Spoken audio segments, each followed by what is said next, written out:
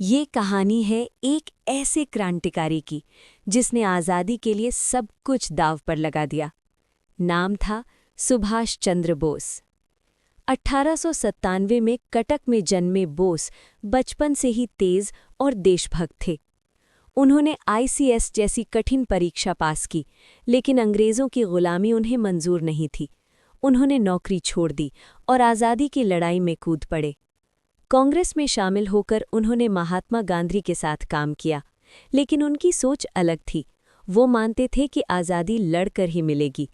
धीरे धीरे उनका नाम पूरे भारत में गूंजने लगा। लोग उन्हें नेताजी कहने लगे। लेकिन अंग्रेज सरकार उनसे डरती थी। उन्हें कई बार जेल में डाला गया।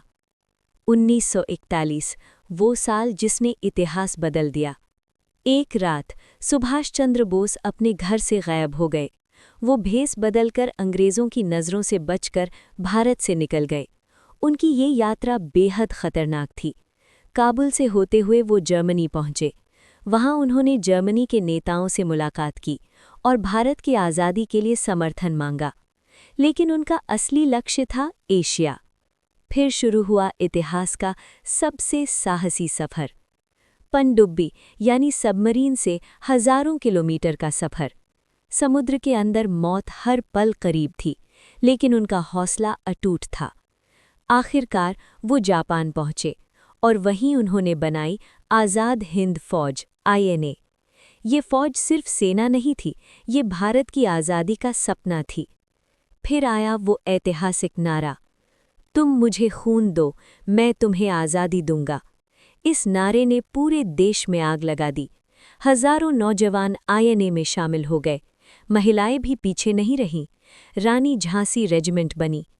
INA ने अंग्रेज़ों के खिलाफ युद्ध छेड़ दिया। बर्मा और इम्फाल की लड़ाई, गोली बारूद और बलिदान।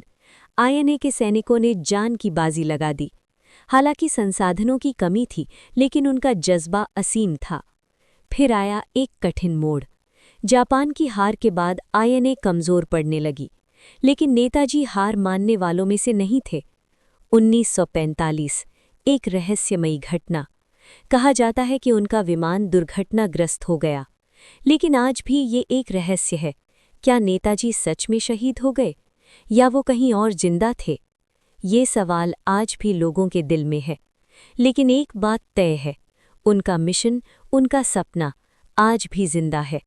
उन्होंने हमें सिखाया कि आज़ादी के लिए हर कुर्बानी छोटी है। जय हिंद।